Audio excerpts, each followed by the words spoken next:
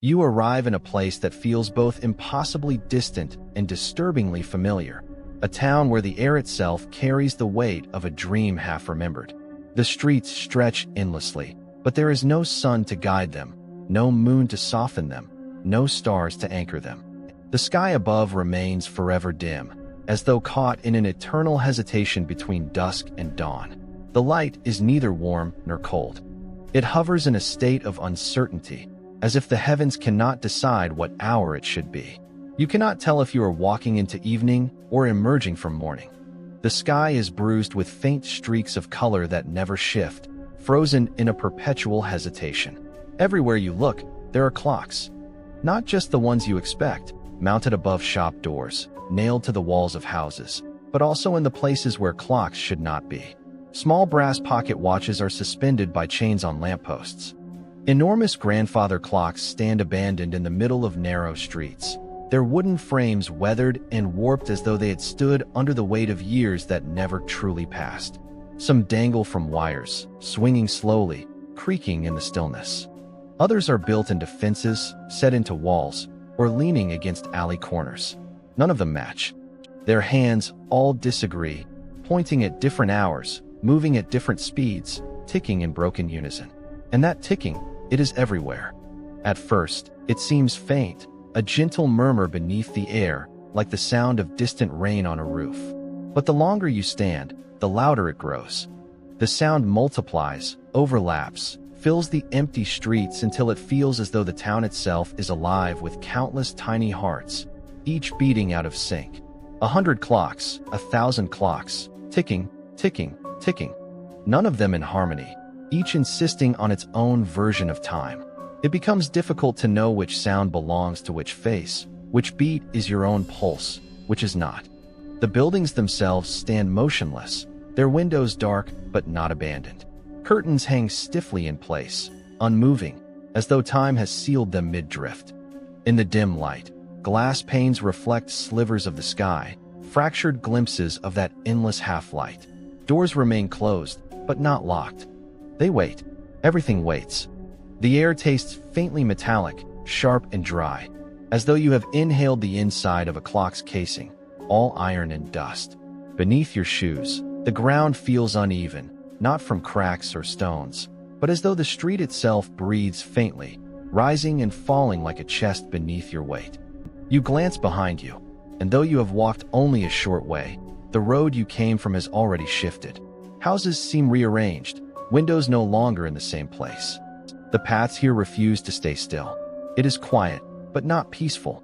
There are no voices, no footsteps, no wind rustling through leaves. Only the ticking. Only the eternal hesitation in the sky. Only the sense that you are standing in a place where time has been wounded and left to bleed slowly, drop by drop. As you walk deeper, you notice that even shadows behave strangely here. They cling too tightly to the objects that cast them, sharp-edged and trembling as though afraid to detach. The lamps do not glow, but their posts cast long shapes across the cobblestones, shadows stretching and quivering with each second of misaligned ticks. When you look at them directly, they freeze. But when you glance away, you see them shift, jitter, crawl by fractions of it. There is no night.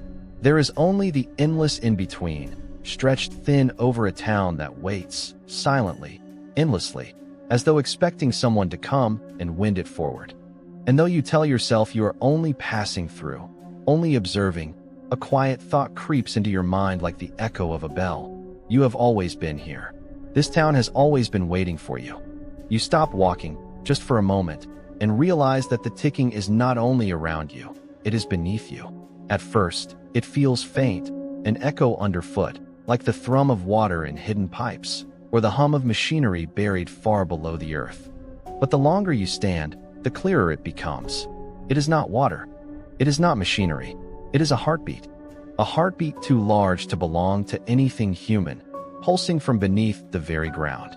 You crouch down and press your palm against the cobblestones. They are warm, not from sunlight. There is no sun here, but from something. The warmth spreads up into your hand, through your arm, into your chest, until you feel the pulse aligning with your own. For a breath, For a second, your heart hesitates. It skips, and then it tries to match the rhythm beneath the street. Tick, tick, tick.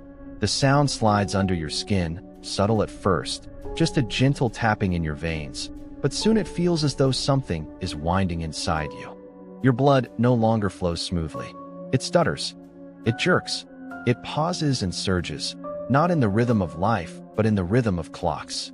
You press a hand to your chest, and though your heart still beats, it feels wrong. Too sharp, too mechanical, as though it were learning a new pattern. Around you, the ticking from the clocks on the walls grows quieter. Not silent, just softer, more distant, like whispers pulling away. The true sound is not in the air anymore. It is inside you. Each inhale drags against it. Each exhale trembles. The world seems to lean closer to listen, waiting to hear if you will keep time with it or resist. And there, in the stillness, you notice something else.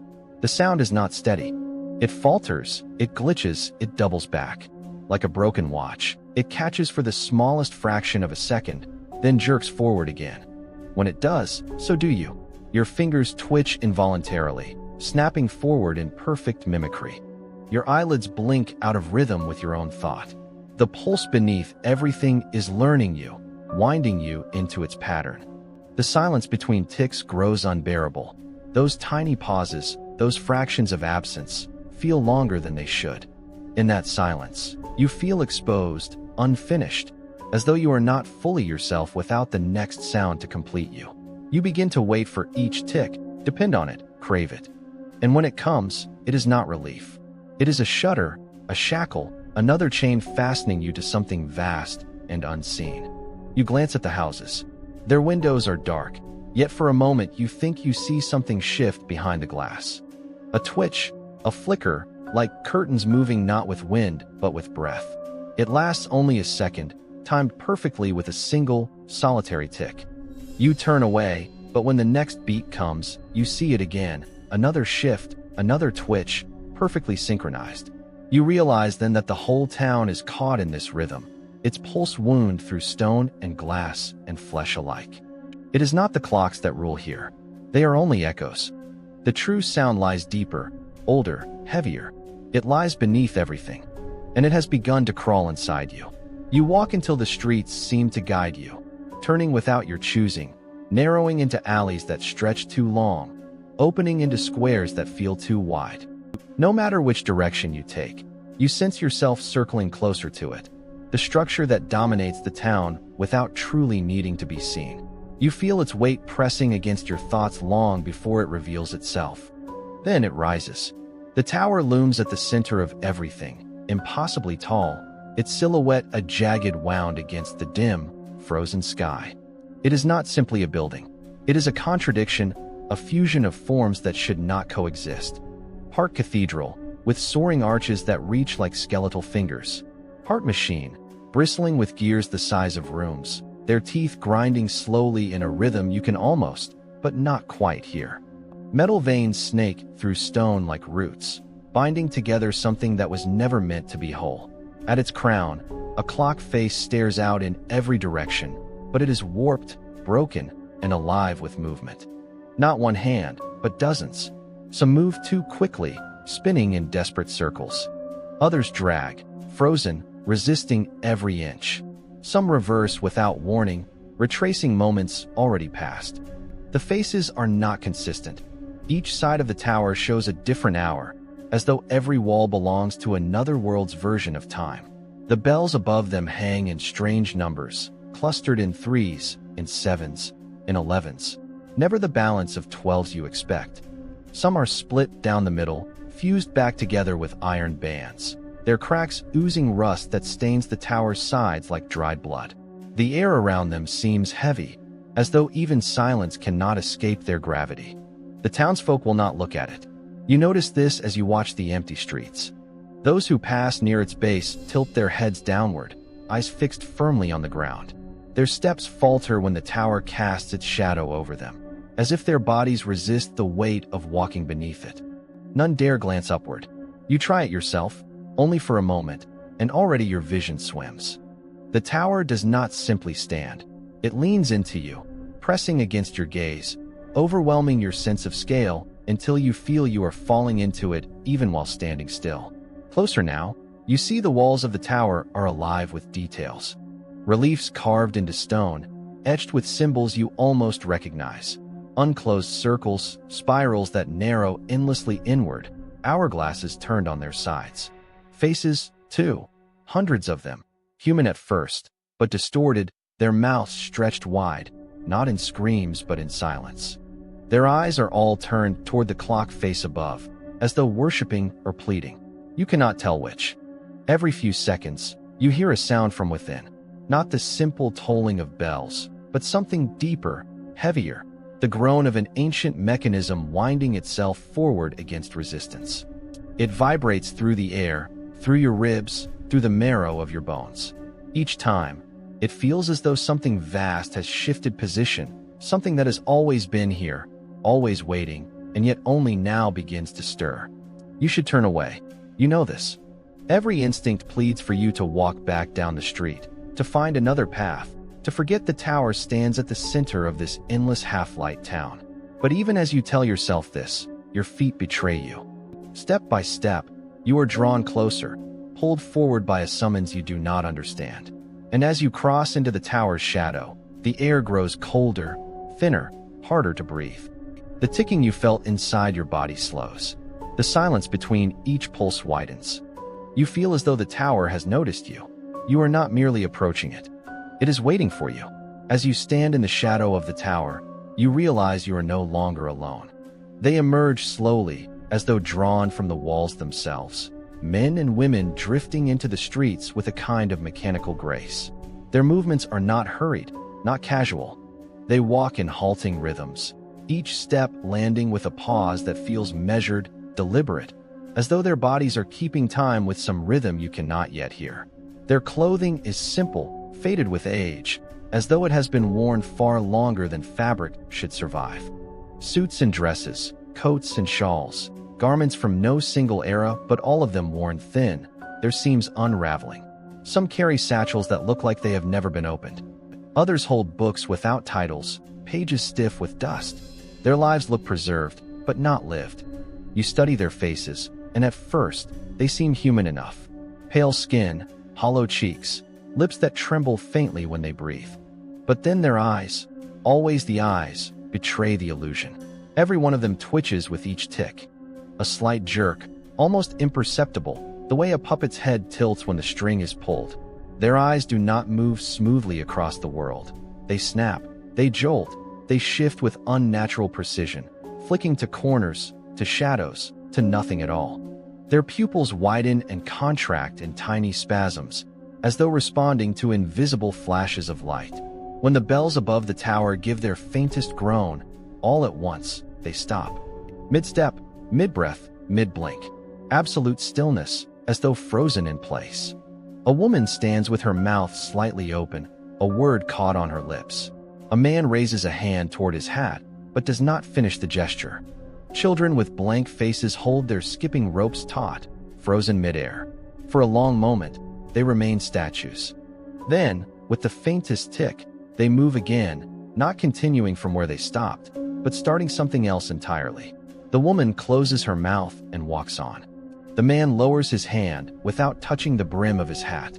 The children drop the rope and begin to walk in step with the others. It is as though their time has been spliced apart, stitched back together wrong.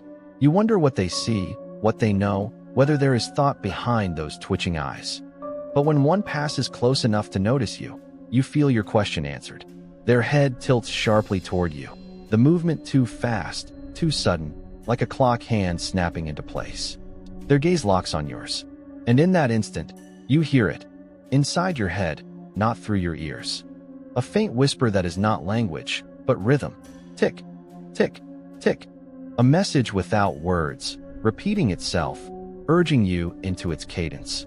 Then, just as abruptly, they look away, continuing their halting walk as though you do not exist. You realize then that they are not avoiding the tower out of fear. They are waiting for it, watching for it. Every twitch of their eyes, every jerk of their heads, every stillness when the bells groan. It is ritual, an obedience drilled so deep it has become instinct. They do not live here. They keep time here. And the more you watch them, the more you feel the weight of their rhythm crawling under your skin, coaxing your own movements into something halting, something broken, something mechanical. You take a breath, and it feels almost stolen, as though it belongs not to you, but to the ticking that binds the town. You are beginning to understand. This place is not ruled by its people. Its people are ruled by the clock, that night. Or perhaps it is still the same endless dusk, for there is no night here. You find yourself lying in a narrow bed in a narrow room you do not remember entering. The sheets are coarse, the air stale, the faint ticking of unseen clocks seeping through the walls as though it were the house's own heartbeat. You close your eyes, if only to escape the oppressive rhythm, but even then, you feel it, each second brushing against your skin, dragging you further inward. You drift, not into sleep, but into something else. A space between thoughts, where you cannot tell if you are dreaming, remembering, or simply waiting. And in that half-dream, something finds you. The letter arrives without sound. One moment the pillow beneath your head is bare. The next, a folded piece of parchment lies there, pressed against your cheek as though it had been slipped beneath you by unseen hands. The paper is warm, as though it has been waiting. You open it slowly. The ink glistens faintly, though no light should touch it.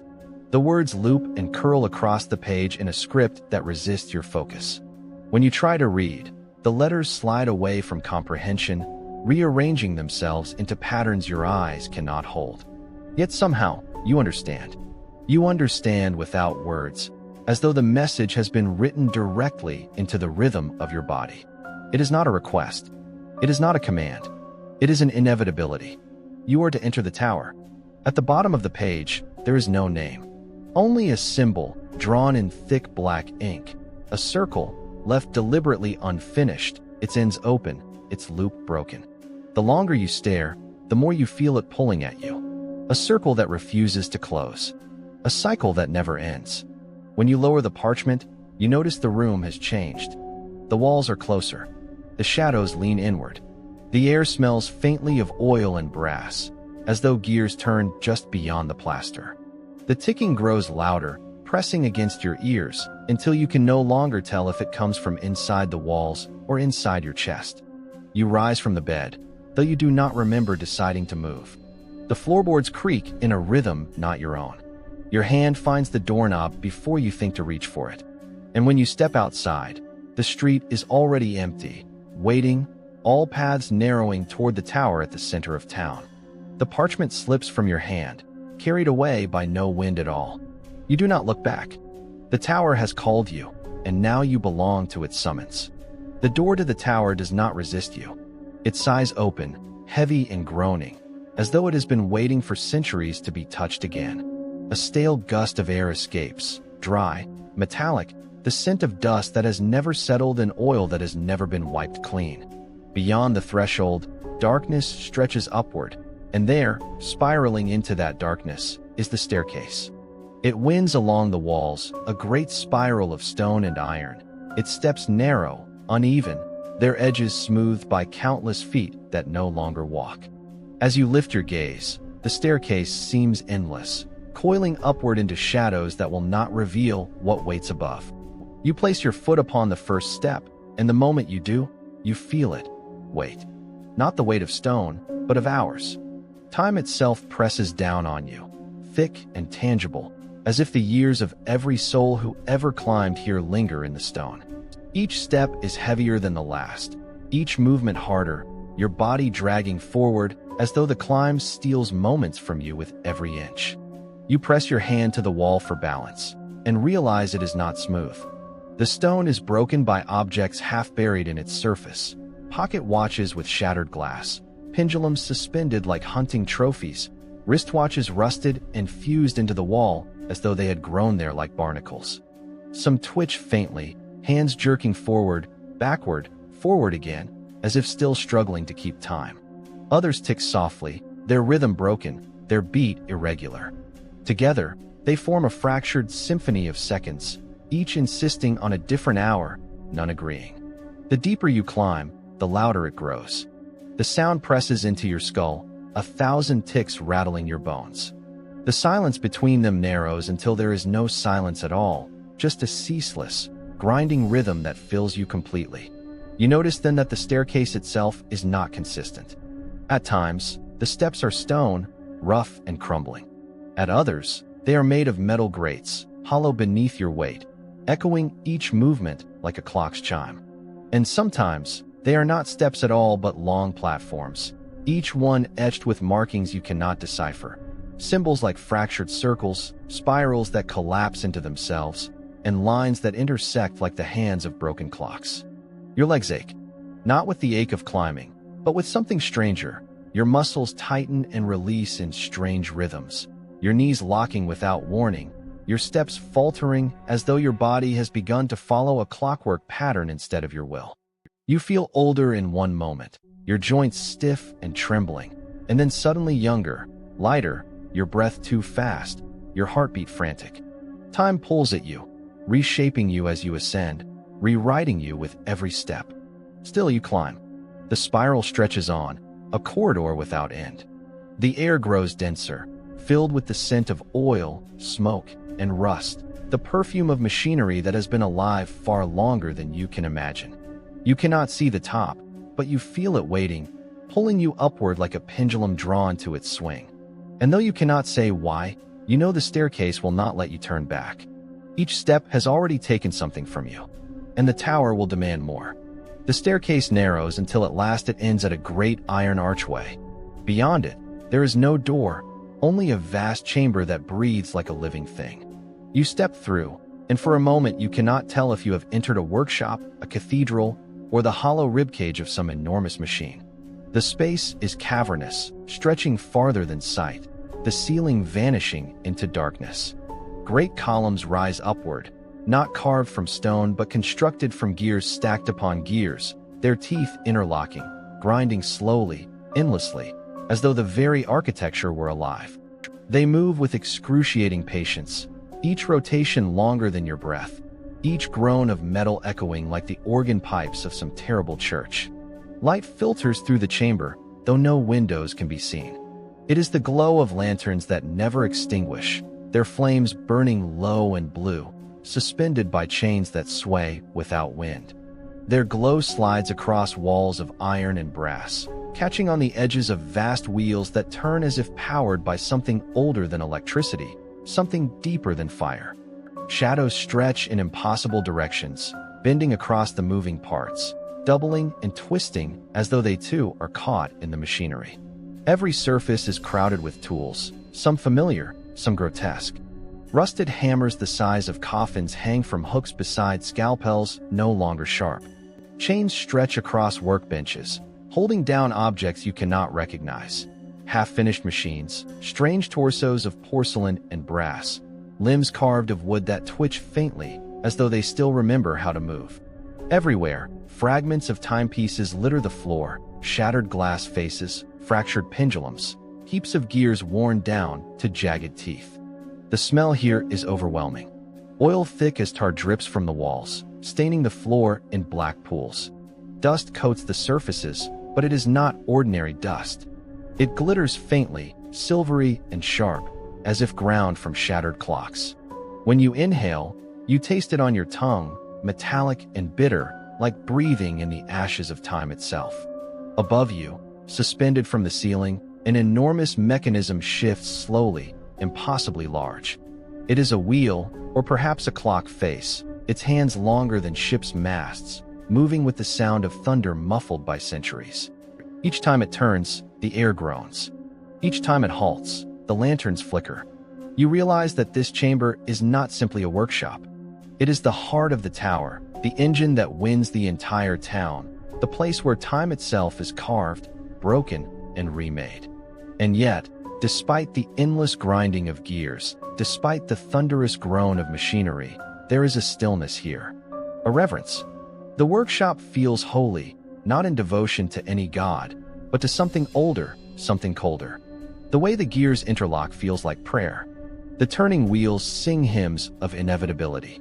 The scent of oil and iron is its incense.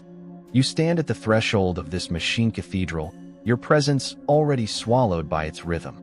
For a moment, You wonder if the tower even knows you have entered, or if you were expected all along. The workshop waits. The gears turn. And somewhere deeper in the shadows, you hear something else. A sound distinct from the machinery, though it blends with it, as though it were part of the same endless motion. The sound of footsteps. Someone, or something, is already here. The footsteps echo across the chamber, though you cannot tell if they strike stone, wood, or the hollow ringing of metal. They do not quicken, nor do they slow. Each step lands with the patience of centuries, as though the one who approaches has never needed to hurry. From the shadows between the columns, he emerges. At first, you mistake him for another piece of the machinery, some figure of iron assembled from scraps, a worker long forgotten at his bench. But then he lifts his head, and you see that his face is both there and not there. Where flesh should be, there are the outlines of features pressed into a mask of tarnished brass. Eyes sit deep within it, not glowing, not shining, but reflecting every flicker of lantern light. They are not eyes that see as yours do. They are apertures, glass lenses that turn and narrow, like the focusing of an ancient camera.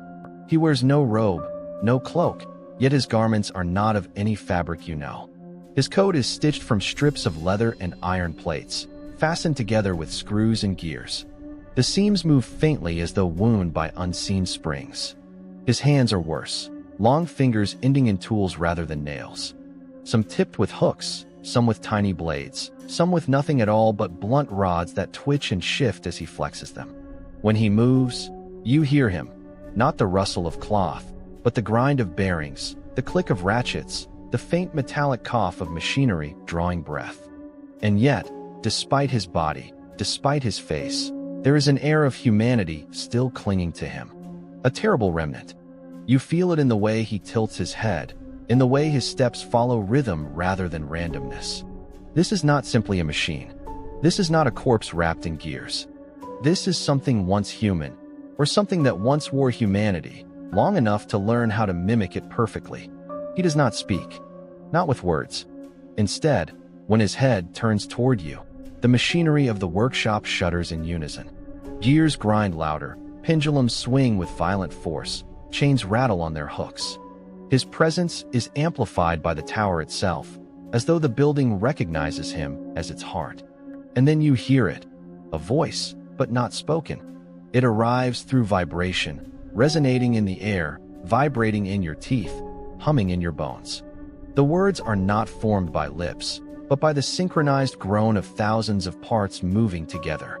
You heard the summons. Your breath sticks in your throat. You do not remember being called, and yet you know he is right. Somewhere in dreams, somewhere in sleep, you had felt it. The tugging, the rhythm, the invitation to enter this place. The figure, this clockmaker, does not move closer, yet you feel him all around you. His presence fills the chamber as if the very gears are his veins, the pendulums his lungs, the great wheel above his beating heart. The voice vibrates again, low and inescapable. You are here, and so you are mine. The chamber does not change, but it feels as though everything in it rearranges itself when the clockmaker fixes his gaze upon you. The machinery quiets, the grinding dies down, and in the sudden hush you hear another sound, breathing. Dozens, perhaps hundreds of breaths. You turn, and only now notice them. The chamber is not empty. Along the edges of the great hall, half hidden in shadows and alcoves, stand rows of figures, townsfolk, strangers, silhouettes that could almost be statues. They are frozen in mid-gesture, as though interrupted in the midst of action. One man caught raising his hand, a woman with her lips parted as if to speak, a child reaching toward something unseen. Their eyes are wide, unblinking, glazed with a dim reflection of the clockwork's faint glow. They do not move. They do not blink. Yet their chests rise and fall, slow and shallow, as if bound to a rhythm outside their own will. The clockmaker tilts his head, and you realize these frozen figures are not witnesses, they are proof. Each one must have stood where you stand now, must have heard that same summons, must have faced the same impossible choice. The voice comes again, this time lower, softer, resonant with the vibrations of countless gears overhead. Every visitor bargains. Every bargain has its price. a grinding of chains above, and a massive pendulum swings into view, carving the air in slow arcs. With each pass, it seems to slow time itself, dragging the seconds until they feel thick and heavy, like syrup in your lungs. The clockmaker's words enter you not through sound, but through sensation. Each syllable is a tightening of muscle, a pull on your joints, as if the negotiation is not spoken but etched into your body. You have borrowed moments, the voice insists. Every heartbeat you claimed as your own was mine. Every breath, every second of warmth, you took without price.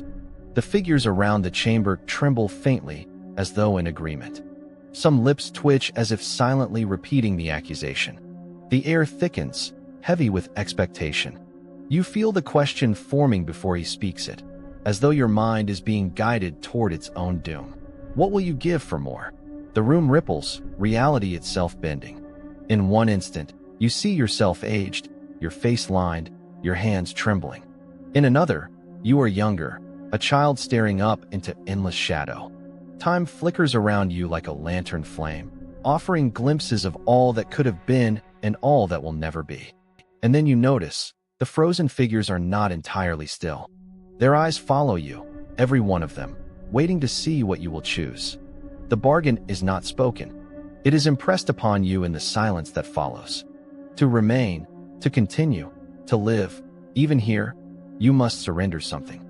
A memory, a year, perhaps a single moment you cherished most. The clockmaker does not demand. He only waits, and the pendulum swings again. The pendulum halts mid-swing.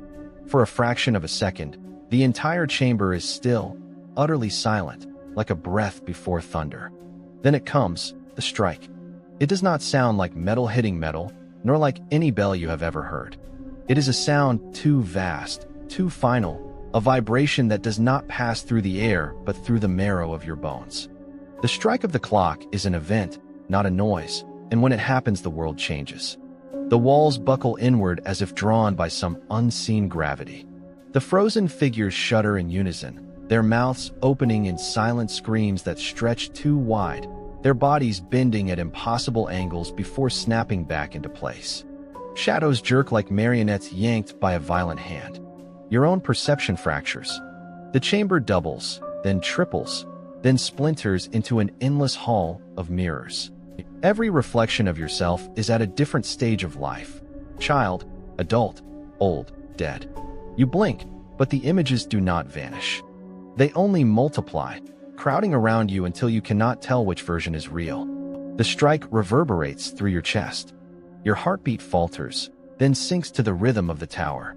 You are no longer certain whether your blood moves on its own or whether the gears above are pumping it for you. Another strike. This one rips the floor apart. What should be stone breaks into a shifting plane of clock faces, thousands of them, each marking a different time. You stumble, and for a moment your foot lands on one of the clocks. When it does, you feel something ripped from you, a memory bleeding out, dissolving into the ticking beneath your heel. The townsfolk around the room begin to twitch, then move, but only in fragments. A hand rises, but the body it belongs to stays still. A head turns, but the eyes lag behind, snapping into place with a wet, mechanical click. Their motions are wrong, broken, as though reality itself is struggling to assemble them. And then comes the third strike. This one does not hit the tower. It hits you. The sound crashes through your skull, splitting your perception wide open. The chamber falls away, and for an instant you are in a dozen places at once. You are standing in the tower. You are lying in your childhood bed. You are collapsing in a street you don't recognize. You are on your knees at your own grave. The strike does not end. It lingers, ringing inside you, until you realize it will never stop. Because time has chosen you. It comes not as sound, but as disintegration. A ripple tears through the chamber when the pendulum falls again, and all that the first strike fractured, the second begins to unmake. The frozen townsfolk are the first to collapse. Their bodies do not fall to the ground, nor crumble into dust. Instead, they unravel, like thread pulled loose from a garment. Skin parts into seams that never should have existed, torsos split neatly down in visible stitches. Their faces peel open with a wet tearing sound, eyes dangling like pendants before dissolving into smoke. Yet even as they unravel, they remain standing, half-dissolved silhouettes quivering in ritual stillness, their mouths opening in slow, endless wails that never escape as sound. The floor beneath you shatters again, and this time it does not reform. The clocks that made up the ground split into jagged spirals of metal and glass, their numbers spilling free and tumbling into the dark. 1-3 slides past your foot, glowing faintly as it falls into nothing. Then another, and another, until the air itself is thick with drifting fragments of time, hours, minutes, symbols, scattering like broken teeth. The tower itself begins to collapse, but not in the way of ordinary structures. It does not fall. It folds. The walls crease in on themselves like paper, flattening and stretching, every brick and beam reshaping into impossible angles that still somehow hold together. Doors open to stairwells that lead sideways. Stairwells spill into windows that open onto oceans of clocks suspended in void. The tower is not dying. It is multiplying, inverting, endlessly redrafting its own architecture as if refusing to decide what it wants to be. You feel it inside your own body. The second strike is not limited to stone and flesh. It is rewriting you. The skin of your hands puckers as though your veins are threads being tugged from beneath. Your vision doubles, then triples. When you raise your hand, 3 versions move at once, slightly out of sync, as though you are already splitting into fragments of who you were, who you are, and who you might be. The air quakes, and with it, the world beyond the tower. Through the shattered walls you glimpse the town, but it too is coming undone. Houses buckle into themselves, chimneys fold into spires of glass, streets collapse into labyrinths of spiraling cobblestone that lead nowhere. The sky has become a curtain of gears the size of continents, each one grinding against the stars, their teeth shearing light into strips of fractured dawn and midnight that bleed together until no hour exists at all. The second strike reverberates endlessly, without pause, as if it has lodged itself into the marrow of reality. Every breath you take feels stolen, borrowed from a clock you cannot see. The sensation is unbearable. You are not standing in the tower anymore. You are inside the strike, suspended in the collapse, your body and mind dissolving with everything else. And in the silence between the echoes, you hear something moving beneath it all. Something vast. Something waiting for the third strike. The pendulum does not swing. It descends. A weight you cannot see presses through the air, and before it strikes you already know it is not sound this time. It is a verdict. The third strike lands inside you. Your chest lurches forward, ribs splitting apart with a dry crack, not as bone breaking, but as hinges opening. A hollow rhythm begins to thrum where your heart was, steady and mechanical, a pendulum swinging inside your lungs. You cough, but the cough is not breath. It is a scatter of brass shavings that tinkle against the floor before vanishing into nothing. Your skin loosens at the seams. It does not peel, it unthreads. Fibers of you, fine as hair and luminous as wire, stretch outward and tangle with the air. You watch your hands blur, fingers unraveling into 1,000 fine lines that coil upward like smoke, each one twitching with independent will, each one pulling you thinner, stretching you toward a shape you cannot comprehend. The world around you is gone. You see only fragments, the tower folding into itself, the frozen townsfolk splitting into shadows of their own stillness, the gears grinding behind the stars. But all of it is fading now. Your eyes are no longer yours. Sight has slipped inward. You see your own memories like panes of broken glass, each one dangling by a thread, a childhood laugh in the dark, the warmth of a hand once held, a voice whispering your name. They dangle for only a moment before snapping away into the void, stripped from you and swallowed by the strike. Your thoughts rebel. They try to flee from what is happening, but they have nowhere left to go. You feel them scatter like birds, fluttering in panic through the halls of your skull, until the gears inside catch them, grind them, feed them back to you as something unrecognizable. Words twist into numbers. Numbers collapse into silence. Silence swells until it is all you are. You are no longer standing in the tower. You are the tower. The strike repeats itself in your bones. The pendulum is no longer swinging above your head. It has lodged in your spine, its rhythm bending your posture into alignment with something greater. You hear it in every joint as they lock into place, shoulders grinding against unseen cogs, knees stiffening with metallic resonance. Your breath clicks. Your teeth chatter in metronome precision.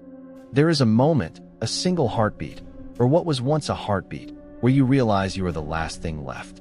The town, the sky, the tower, already folded, already erased. The strike saved you for last. You are the final clock. And as the third strike echoes into eternity, you do not fall, or scream, or resist. You only tick. There is no fourth strike. Only the hollow space where sound should be. A silence so absolute it does not comfort, does not soothe, it strangles.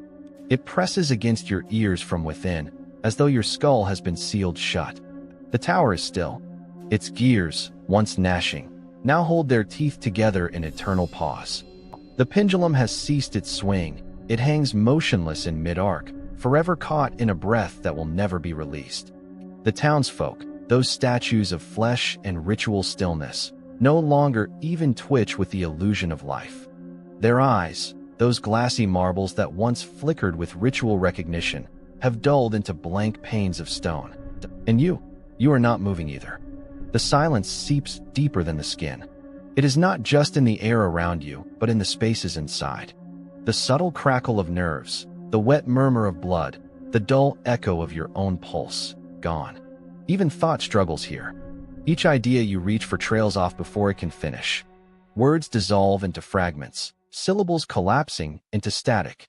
You try to recall a name, your name, but it arrives unfinished, swallowed before it touches the surface. Time is not flowing. It is held. The still hour is not an absence, but a possession, a devouring. You are aware of being aware, but with nothing to grasp onto. No motion, no sound, no sequence. The silence is the weight of eternity pressing against your mind, compressing it into a pinprick. There is a terror in it, yes, but beneath terror, there is also surrender. With no clock to follow, no voice to answer, no moment to chase, even fear becomes too heavy to carry. It slides off. It withers. You find yourself standing, then floating, then simply existing as a hollow impression inside the stillness. The world is a stopped clock. You are its unmoving hand.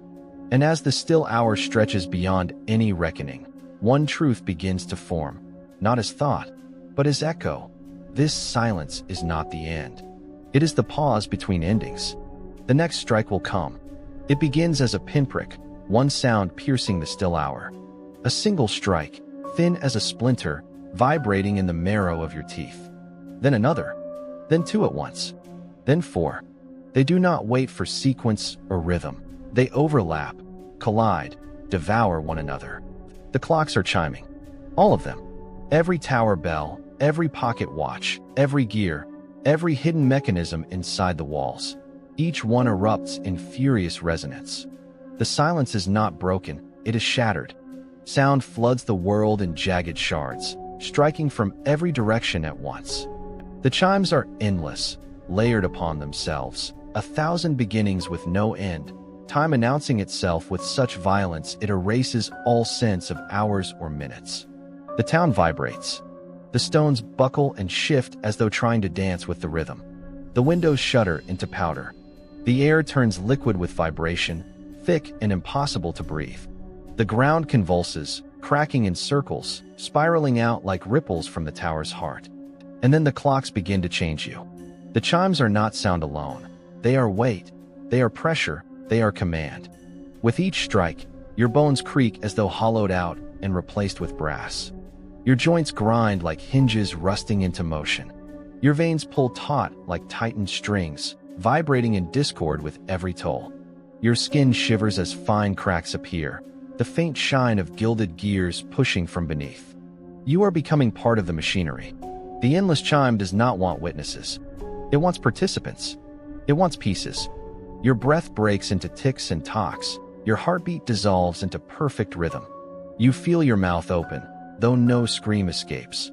Only the sharp, metallic clang of a hammer striking a bell. Your voice is gone, replaced by resonance. All around you, the townsfolk awaken, not as people, but as mechanisms. Their stillness was never peace, only waiting. Their eyes spin with rotating cogs, their arms unwind into pendulums, their mouths gape wide and release peals of iron sound.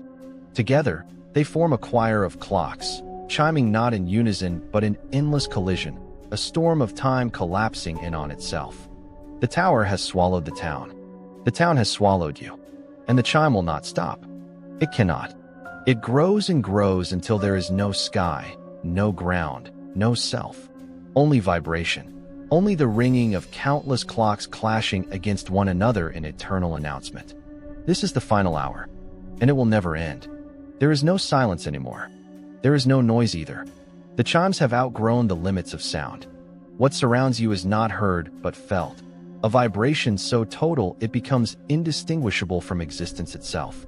Every fragment of who you were is now threaded into that resonance, stretched thin, drawn into the same circular rhythm that animates the tower, the town, the clocks. Your thoughts are not your own. They click now, measured and precise, advancing forward one notch at a time.